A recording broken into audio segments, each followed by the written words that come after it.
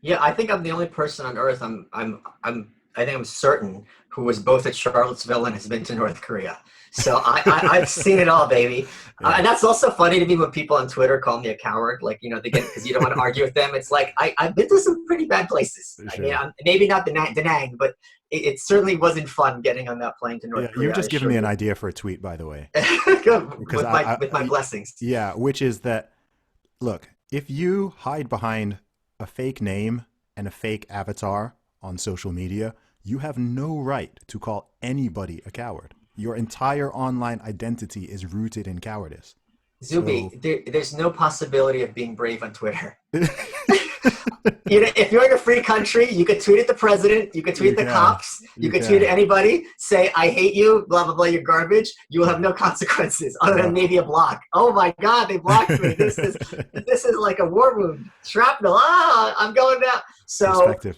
yeah, the reason I wrote the book, and it's a similar reason to why I wrote the North Korea book, is I had been swimming in these circles for quite some time. I am an anarchist myself, and then I saw so much of the content being produced about this was completely ill-informed and misinformed, and I think much of that by design. Mm. And I thought someone is going to write this book and take control of this issue and this scene, and it might as well be me. Hmm. And what I enjoyed about writing it, and you did, I talked to everyone, in Yeah. there, and with no shame in doing so, Hmm. is I think it's important for if someone has a perspective in a free country that we regard as somehow unsavory, many of those people are not a lost cause. Mm. Many of those people, and I discuss this in the book, are reacting to uh, the reigning ideology, which is, I find it,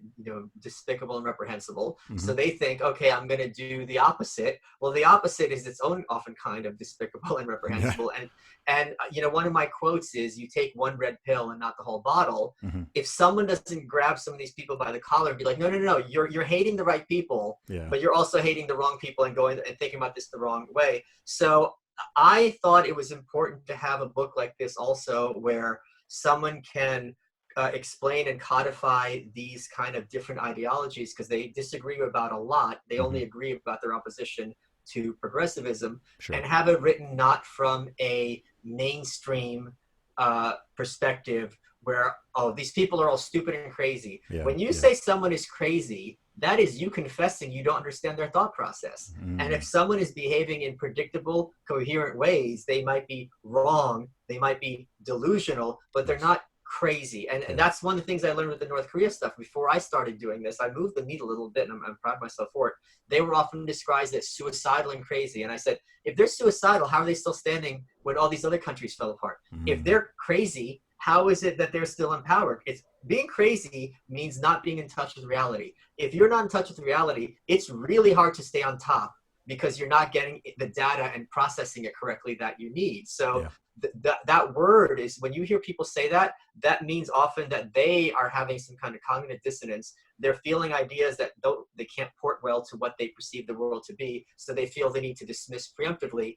And many of their criticisms, if not wrong, Hmm. or you can even call them evil, are not incoherent, are not based on just, oh, this is people suck. So, Yeah. Yeah. and it's also fun, being Jewish and being an immigrant, talking to some of these types, because when you have any group, you're going to have the whole range of mindsets. So Hmm. you're going to have people who will treat you as an individual.